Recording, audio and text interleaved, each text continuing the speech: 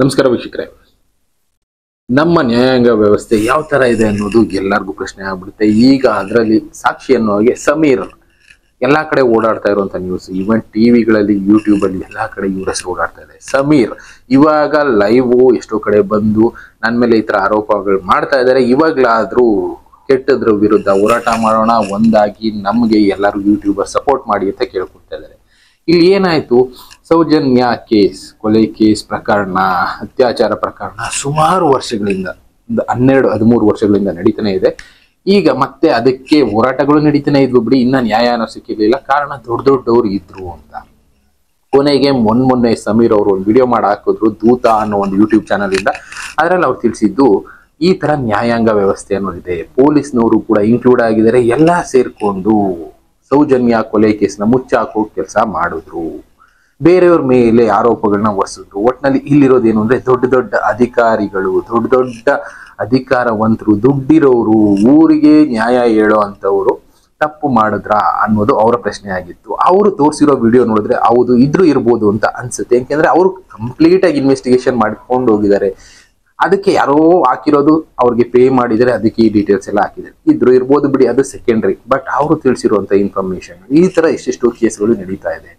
ಸೌಜನ್ಯ ಅಂತ ಅಲ್ಲ, ಧರ್ಮಸ್ಥಳದಲ್ಲಿ ಈ ತರ ರೀಸೆಂಟ್ ಆಗಿ ಕೇಸ್ಗಳು ಜಾಸ್ತಿ ಆಗ್ತಾ ಇದೆ. ಆದ್ರೆ ಆ ಕೇಸ್ಗಳನ್ನ ಮುಚ್ಚಾಕೋ ಕೆಲಸ ಮಾಡ್ತಾ ಇದ್ದಾರೆ ತುಂಬಾ ಜನ. ಕಾರಣ ಧರ್ಮಸ್ಥಳ ಧರ್ಮಕ್ಷೇತ್ರ ಅಂತ ಇರೋದ್ರಿಂದ ಆ ಜಾಗದಲ್ಲಿ ಈ ವಿಷಯಗಳು ಬೇಡ ಅನ್ನೋದು ಒಂದು ಪ್ರಶ್ನೆ. ಆದ್ರೆ ಇನ್ನೊಂದು ಕಡೆ ಇಲ್ಲಿ ಧರ್ಮಗಳ ಬಗ್ಗೆ ಮಾತಾಡೋದಕ್ಕೆ ಶುರು ಮಾಡಿದ್ದಾರೆ. ಅವನು ಮುಸ್ಲಿಂ ಯುವಕ ಹಿಂದೂ ಧರ್ಮದ ಬಗ್ಗೆ ಅವಹೇಳನಕಾರಿಯಾಗಿ ಮಾತಾಡ್ತಾ ಇದ್ದಾನೆ ಅಂತ. ಇಲ್ಲಿ ಧರ್ಮದ ವಿಷಯ ಎಲ್ಲೂ ಕೂಡ ಮಾತುಕತೆ ಇಲ್ಲ. ಇಲ್ಲಿ ನ್ಯಾಯ ಸಿಗಬೇಕು ಅನ್ನೋದಷ್ಟೇ ಅವನು ಹೇಳಿರೋದು. ನಾವು ನೋಡಿದಾಗ ವಿಡಿಯೋದಲ್ಲಿ ಅರ್ಥ ಆಗೋದು, ಯಾರ್ಯಾರೋ ಏನೇನೋ ಹೇಳ್ಬೋದು, ಬಟ್ ಇಲ್ಲಿ ನ್ಯಾಯ ಸಿಗೋದು ಕಷ್ಟ ಆಗ್ತಾ ಇದೆ. ನ್ಯಾಯಾಂಗ ವ್ಯವಸ್ಥೆ ಅನ್ನೋದು ಸ್ವಲ್ಪ ವೀಕ್ ಆಗಿದೆ ಅಂತಾನೆ ಎಲ್ಲರೂ ಹೇಳೋದು.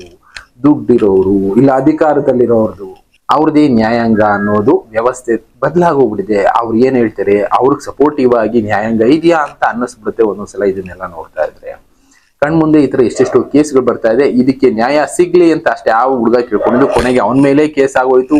ಈಗ ರೀಸೆಂಟ್ ಆಗಿ ಎಲ್ಲಾ ಕಡೆ ಇಂಟರ್ವ್ಯೂಗಳಲ್ಲಿ ನೋಡ್ತಾ ಇದ್ದೀವಿ, ಆ ಹುಡುಗನ ವಿರುದ್ಧ ಏನೇ ನಡೀತಾ ಇದೆ ಸಂಚುಗಳು. ಪೊಲೀಸ್ ಕೇಸ್ ಆಯ್ತು, ಅದು ಏನು ವಾಟ್ಸಪ್ ಅಲ್ಲಿ ಅವನಿಗೆ ನೋಟಿಸ್ ಕಳಿಸೋ ಮಟ್ಟಕ್ಕೆ ಹೋಗಿದೆ. ಇದಕ್ಕೆ ಜಡ್ಜ್ಗಳು ಕೂಡ ಬೈದಿದ್ದಾರೆ.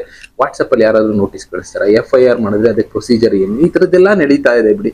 ಇಲ್ಲಿದೆ ನ್ಯಾಯಾಂಗ ವ್ಯವಸ್ಥೆ, ಇನ್ಕ್ಲೂಡಿಂಗ್ TV9, ಪಬ್ಲಿಕ್ ಟಿವಿ, ಎಲ್ಲಾ ಟಿವಿನಲ್ಲೂ ಮಾತಾಡ್ತಾ ಇದ್ದಾರೆ ನೋಡಿ ಈ ವಿಷಯಗಳನ್ನ. ನಾನು ಅದೇ ಹೇಳ್ತಾ ಇರೋದು, ನ್ಯಾಯ ಅನ್ನೋದಕ್ಕೆ ಬೆಲೆ ಕಡಿಮೆ ಆಗ್ತಾ ಇದೆ.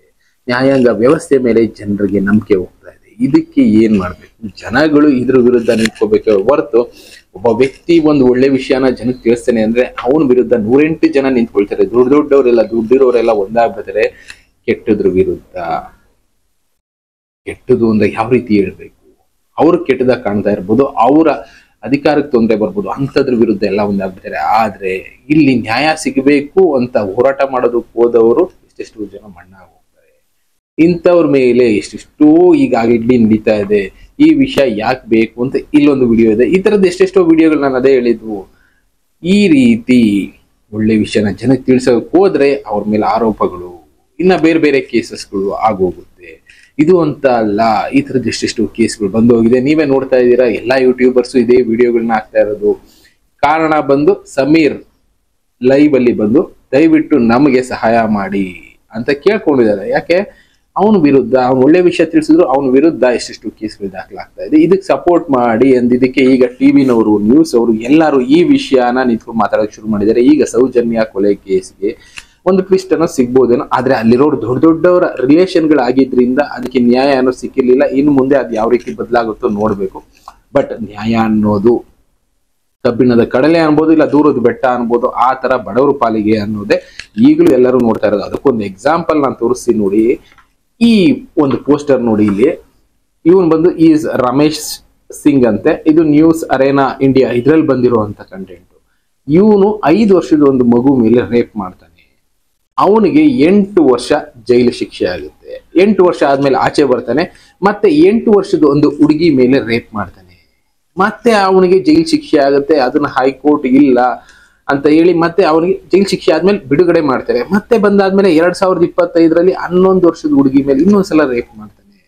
ಇಂಥವ್ರಿಗೆ ಯಾಕೆ ಬಿಡಬೇಕು ನ್ಯಾಯಾಂಗ ವ್ಯವಸ್ಥೆ? ಒಂದು ಸಲ ರೇಪ್ ಮಾಡಿದಾಗ ಏನೋ ಅಕಸ್ಮಾತ್ ಅಂತ ಕ್ಷಮಿಸ್ತಾ ಇದೀವಿ ಅನ್ನೋದ್ರ ಬದಲು ಅವನಿಗೆ ಅವಾಗ ಕಟ್ಟುನಿಟ್ಟಾಗಿ ಒಂದು ಆಕ್ಷನ್ ತಗೊಂಡಿದ್ರೆ ಮುಂದೆ ಇನ್ನೆರಡು ಮಕ್ಕಳು ಬಲಿ ಆಗ್ತಾ ಇರ್ಲಿಲ್ಲ ಅಂತ ಅನ್ಸೋದಿಲ್ವಾ?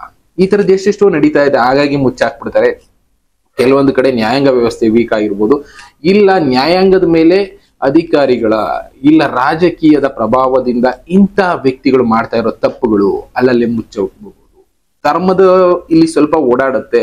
ಅವನು ನಮ್ಮ ಜಾತಿಯವನು, ಇವನು ನಮ್ಮ ಧರ್ಮದವನು, ಅವನ ಮೇಲೆ ಅಷ್ಟೊಂದು ಕೇಸ್ ಫೈಲ್ ಮಾಡಬೇಡಿ, ಅವನ ಮೇಲೆ ಅಂದ್ರೆ ಇಲ್ಲಿ ಧರ್ಮನೂ ಕೆಲಸ ಮಾಡುತ್ತೆ ಅನ್ನೋದಕ್ಕೋಸ್ಕರ ಇದನ್ನ ಹೇಳ್ತಾ ಇದ್ದೀನಿ. ಇಂಥದ್ರಲ್ಲೆಲ್ಲ ಧರ್ಮ ಬೇಕಾ? ಕೆಟ್ಟದ್ದು ಯಾರು ಮಾಡಿದ್ರೇನು, ಯಾವ ಧರ್ಮದವ್ರು ಮಾಡಿದ್ರೇನು? ಇವನ್ ಮಾಡಿರೋದನ್ನೇ ನೋಡಿ. ಇಲ್ಲಿ ರಮೇಶ್ ಸಿಂಗ್ ಅಂತೆ 5 ವರ್ಷದ ಒಂದು ಹುಡುಗಿ ಮೇಲೆ ರೇಪ್ ಮಾಡ್ದ, 8 ವರ್ಷದ ಒಂದು ಹುಡುಗಿ ಮೇಲೆ, 11 ವರ್ಷದ ಒಂದು ಹುಡುಗಿ ಮೇಲೆ, 3 ಮಕ್ಳ ಮೇಲೆ ರೇಪ್ ಮಾಡಿದ್ದಾನೆ. ಇಂಥವ್ನಿಗೆ ಯಾಕೆ ಧರ್ಮ ಎಲ್ಲ ನೋಡ್ಕೊಂಡು ಕುತ್ಕೋಬೇಕು? ಧರ್ಮ ಕರ್ಮ ನೋಡೋದಕ್ಕಿಂತ ಒಂದೇ ಸಲ ನ್ಯಾಯಾಂಗ ಅನ್ನೋದು ಕಠಿಣವಾಗಿ ಸ್ಟಾರ್ಟಿಂಗ್ ಅಲ್ಲೇ ಶಿಕ್ಷೆ ಕೊಟ್ಟಿದ್ದೀರಿ, ಇದು ಕಂಟಿನ್ಯೂ ಆಗ್ತಾ ಇತ್ತಾ ಅಂತ ಅನ್ಸೋದಿಲ್ವಾ? ಇಲ್ಲೇ ಹೇಳ್ತಾ ಇರೋದು ನ್ಯಾಯಾಂಗ ವ್ಯವಸ್ಥೆ ವೀಕ್ ಆಗ್ತಾ ಇದೆ. ಕಾರಣ ಪ್ರೆಷರ್, ಅವ್ರ ಮೇಲೂ ಪ್ರೆಷರ್ ಅನ್ನೋದಿದೆ. ಇಲ್ಲ ಕೆಲವೊಬ್ರು ದುಡ್ಡಿನ ಆಸೆಗೆ ಊರಲ್ಲಿ ಒಂದು 10 ಜನ ಮಾತ್ರ ನಿಯತ್ತಾಗಿ ಜನಗೆ ನ್ಯಾಯ ಕೊಡಬೇಕು, ಜನಗಳ ಹೋರಾಟಕ್ಕೆ ಬೆಲೆ ಸಿಗ್ಬೇಕು, ನ್ಯಾಯ ಅಂದ್ರೆ ಏನು ಅನ್ನೋದನ್ನ ಫಾಲೋ ಮಾಡೋ ಕೆಲಸ 100ರಲ್ಲಿ 10 ಜನ ಲಾಯರ್ಗಳು ಜಡ್ಜ್ಗಳು ಫಾಲೋ ಮಾಡ್ತಾ ಇದ್ದಾರೆ. ಇನ್ನು ಉಳಿದವರು ದುಡ್ಡು ತಗೊಂಡು ಯಾರನ್ನ ಬೇಕಾದ್ರೂ ಹಾಳು ಮಾಡೋಣ, ಯಾರನ್ನ ಬೇಕಾದ್ರೂ ಮುಗಿಸೋಣ. ಲಾಯರ್ಗಳು ಅನ್ನೋದಕ್ಕಿಂತ ಅಧಿಕಾರಿಗಳು, ರಾಜಕೀಯ ಪ್ರೆಷರ್ ಅಂತಾನೂ ಇಟ್ಕೊಳ್ಳಿ, ಇದೆಲ್ಲ ಸೇರ್ಕೊಂಡು ನ್ಯಾಯ ಅನ್ನೋದು ಮುಚ್ಚೋಗ್ತಾ ಇದೆ. ಇದ್ರ ವಿರುದ್ಧ ಯಾರು ಮಾತಾಡ್ತಾರೆ? ಯಾರು ಮಾತಾಡೋದಕ್ಕೆ ಹೋಗೋದಿಲ್ಲ. ಹೇಳಿಲ್ವಾ, 2 ದಿನ 3 ದಿನ 4 ದಿನ ಟಿವಿಗಳಲ್ಲಿ ನ್ಯೂಸ್ಗಳಲ್ಲಿ ಸ್ವಲ್ಪ ಹೈಲೈಟ್ ಆಗುತ್ತೆ, ಅದಾದ್ಮೇಲೆ ಆಗ ಸೈಲೆಂಟ್ ಆಗ್ಬಿಡ್ತಾರೆ. ಕೊನೆಗೆ ಯಾರೋ ಒಬ್ರಿಗೆ ಅಲ್ಲಿ ಬಲಿಪಶು ಆಗ್ತಾ ಹೋಗ್ತಾರೆ. ನ್ಯಾಯ ಕೇಳಿದವರೇ ಬಲಿಪಶುಗಳಾಗ್ತಾರೆ. ಇದು ನಮ್ಮ ನ್ಯಾಯಾಂಗ ವ್ಯವಸ್ಥೆ. ಇಂಥದ್ದೆಲ್ಲ ಬದಲಾಗಬೇಕು ಅಂದ್ರೆ ಜನ ಸ್ವಲ್ಪ ಈಗ್ಲಾದ್ರೂ ಎಚ್ಚೆತ್ಕೋಬೇಕು. ಎಚ್ಚೆತ್ಕೋಬೇಕು ಅಂದ್ರೆ ಹೋರಾಟಗಳು ಬೇಕು. ಯಾವ್ದ್ರ ವಿರುದ್ಧ? ಇಂಥದ್ರ ವಿರುದ್ಧ. ಒಳ್ಳೇದಕ್ಕೋಸ್ಕರ, ನ್ಯಾಯಾಂಗ ವ್ಯವಸ್ಥೆ ಸರಿಯಾಗೋದಕ್ಕೋಸ್ಕರ ಇದ್ರ ವಿರುದ್ಧ ಹೋರಾಟ ಬೇಕು. ಯಾವ್ಯಾವುದಕ್ಕೂ ಹೋರಾಟಗಳು ಮಾಡ್ತೀವಿ. ಪೆಟ್ರೋಲ್ ರೇಟ್ ಆಯ್ತು ಹೋರಾಟ, ಇನ್ನೊಂದೇನೋ ಪ್ರಾಬ್ಲಮ್ ಆಯ್ತು ಹೋರಾಟ, ಕನ್ನಡಕ್ಕೆ ಮಸಿ ಬೆಳೆದ್ರು ಹೋರಾಟ. ಬಟ್ ಇಂಥದಕ್ಕೆ ಹೋರಾಟ ಮಾಡೋರು ಯಾರು ಮುಂದೆನೇ ಬರೋದಿಲ್ಲ. ಇಂಥದಕ್ಕೆ ಹೋರಾಟ ಮಾಡಿ ಯಾವ್ದಕ್ಕೆ ನ್ಯಾಯ ಸಿಗಬೇಕು ಅನ್ನೋದ್ರ ಬಗ್ಗೆ ಹೋರಾಟ ಮಾಡಿ, ಇಲ್ಲ ಯಾರೋ ಒಬ್ರು ಹೋರಾಟ ಮಾಡ್ತಾ ಇರ್ತಾರೆ ಅಂದ್ರೆ ಅವ್ರಿಗೆ ಸಪೋರ್ಟ್ ಮಾಡೋ ಕೆಲಸ ಮಾಡಿ ಅಂತ ಅಷ್ಟೇ ಕೇಳ್ಕೊಳ್ತೀನಿ. ಇವತ್ತು ಸಮೀರ್ ಕೇಳ್ಕೊಳ್ತಾ ಇರೋದು ಅದೇ. ಇಲ್ಲಿ ಜಾತಿ ಧರ್ಮ ಅನ್ನೋದು ಎಲ್ಲಿಂದ ಬಂತ ಗೊತ್ತಿಲ್ಲ ಅಂತ ಅವನು ಹೇಳ್ತಿದ್ದಾರೆ. ಅವ್ನು ಜಾತಿ ಬಗ್ಗೆನೂ ಮಾತಾಡಿಲ್ಲ, ಧರ್ಮದ ಬಗ್ಗೆನೂ ಮಾತಾಡಿಲ್ಲ. ಅವನು ಹೇಳಿರೋದು ಇಲ್ಲಿ ಸೌಜನ್ಯ ಕೇಸ್ಗೆ ನ್ಯಾಯ ಸಿಗ್ಬೇಕು ಅಂತ ಅಷ್ಟೇ ಕೇಳ್ಕೊಂಡಿರೋದು. ಸೌಜನ್ಯ ಏನು ಅವ್ರ ಧರ್ಮದವರು ಇವ್ರ ಧರ್ಮದವ್ರು ಅಲ್ಲ, ಯಾರೇ ಆಗ್ಲಿ ಒಂದು ಹೆಣ್ಣಿಗೆ ನ್ಯಾಯ ಸಿಗ್ಬೇಕು ಅಂತ ಕೇಳ್ಕೊಂಡಿದ್ದಾರೆ. ಅಂತದಕ್ಕೆ ಸಪೋರ್ಟ್ ಮಾಡೋ ಕೆಲಸ ಎಲ್ಲರೂ ಮಾಡಿ. ಆ ಹುಡುಗ ಕೇಳ್ಕೊಳ್ತಾ ಇರೋದು ಅದೇ, ಎಲ್ಲರೂ ದಯವಿಟ್ಟು ನಮಗ್ ಸಪೋರ್ಟ್ ಮಾಡಿ, ಅಂದ್ರೆ ನ್ಯಾಯ ಸಿಗೋದಕ್ಕೋಸ್ಕರ ಸಪೋರ್ಟ್ ಮಾಡಿ ಅಂತ ಕೇಳ್ಕೊಳ್ತಾ ಇದ್ದಾರೆ. ಅಂತದಕ್ಕೆ ನೀವು ಕೂಡ ಬೆಂಬಲಿಸಿ. ನಿಮ್ ಸುತ್ತಮುತ್ತ ಯಾರಾದ್ರೂ ಹೋರಾಟ ಮಾಡ್ತಾ ಇದ್ರೆ ದಯವಿಟ್ಟು ಅವ್ರಿಗೆ ಸಪೋರ್ಟ್ ಮಾಡಿ. ಒಟ್ನಲ್ಲಿ ಇದಕ್ಕೆ ನ್ಯಾಯ ಸಿಗೋ ತನಕ ಹೋರಾಟ ಮಾಡಿ. ಇಂಥದ್ದನ್ನ ಉಳಿಸೋಣ, ಬೆಳೆಸೋಣ. ಇನ್ನ ಬೇರೆ ಬೇರೆ ವಿಷಯಗಳನ್ನ ನಾನು ನಿಮಗೆ ತಿಳಿಸೋ ಕೆಲಸ ಮಾಡ್ತೀನಿ. Thank you. ಮತ್ತೆ ಸಿಗ್ತೀನಿ. ಬಾಯ್.